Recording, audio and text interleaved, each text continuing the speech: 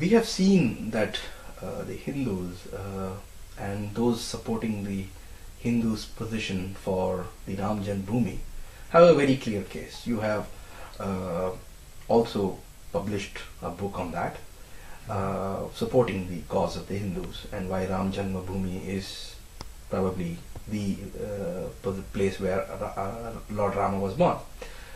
On the other side, on the flip side, we have the so-called secularist Marxists who have been speaking against the Ram Janmabhoomi. For that they have come out with a lot of evidence, or so-called evidence.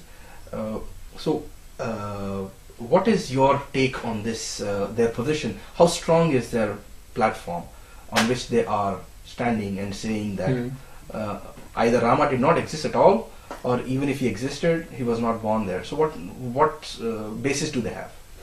Well, I have to make a distinction between two questions, and again you see it is important to emphasize the distinction, because on both sides, but especially on the secularist side, the distinction is blurred all the time, namely between the question of whether Rama was born there and the question of the prehistory of the mosque, namely as built-in forcible replacement of a temple.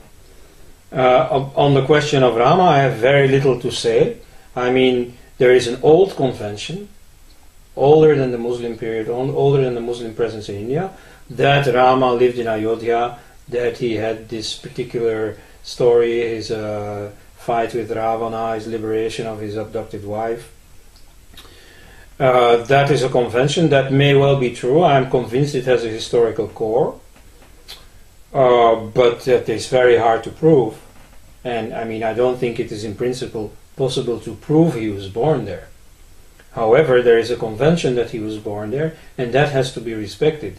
That convention does nobody any harm. There is no reason whatsoever to prohibit it or what.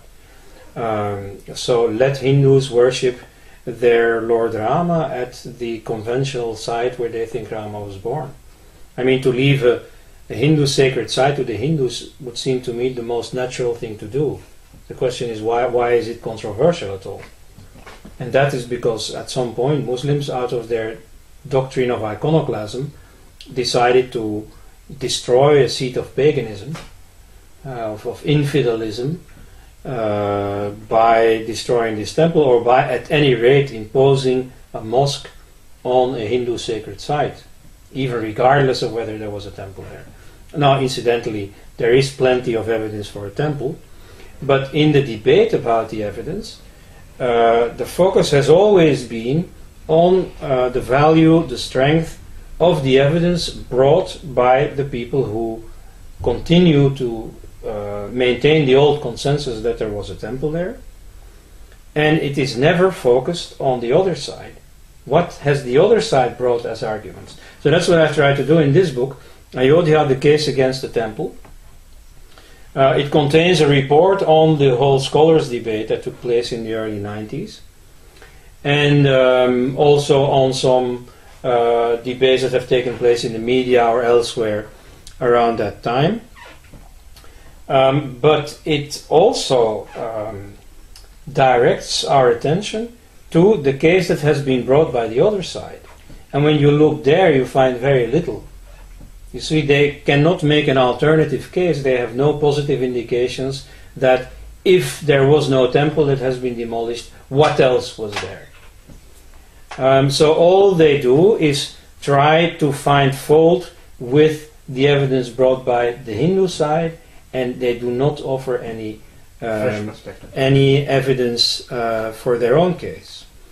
Most of what they've done is beat around the bush and bring in other issues, themselves also often false, like the claim that in fact iconoclasm, if at all it was ever done by Muslims, was in fact copied from the Hindus, who had a long and terrible tradition of destroying Buddhist stupas and monasteries and so on. I would like to now, the reality of this is that when Muslims in 1192 in Bihar, the main center of Buddhism, found plenty of monasteries and the huge university of Nalanda to destroy, it obviously implies that these Buddhist institutions had been in existence there under Hindu rule.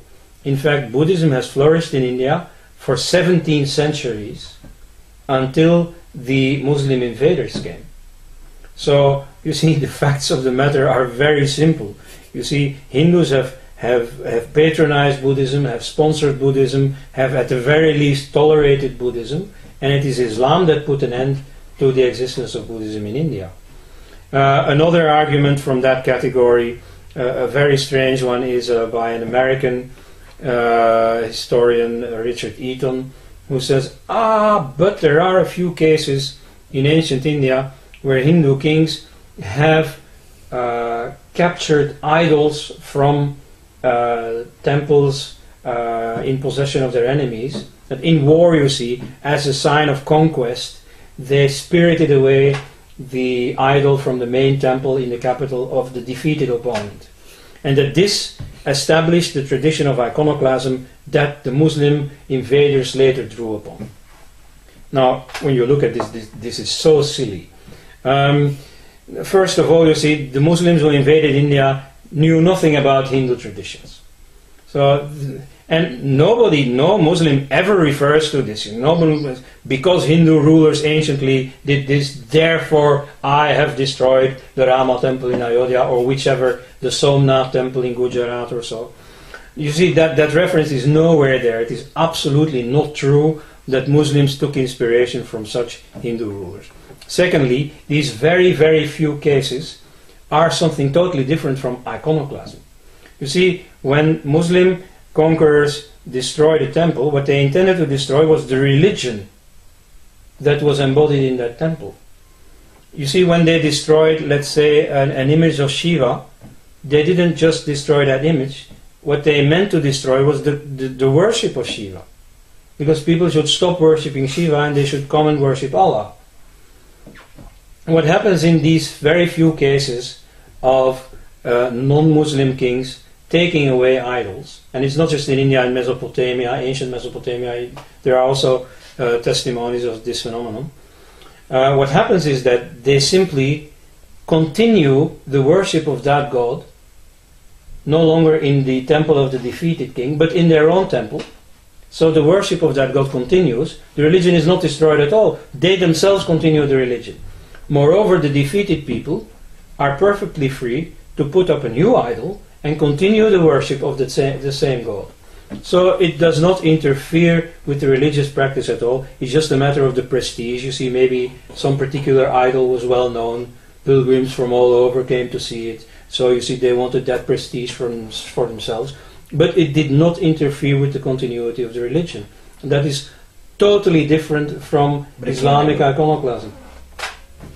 So you see, the arguments brought up by the anti-temple party don't weigh very much. You see, when you hold them against the light, they just don't stand up.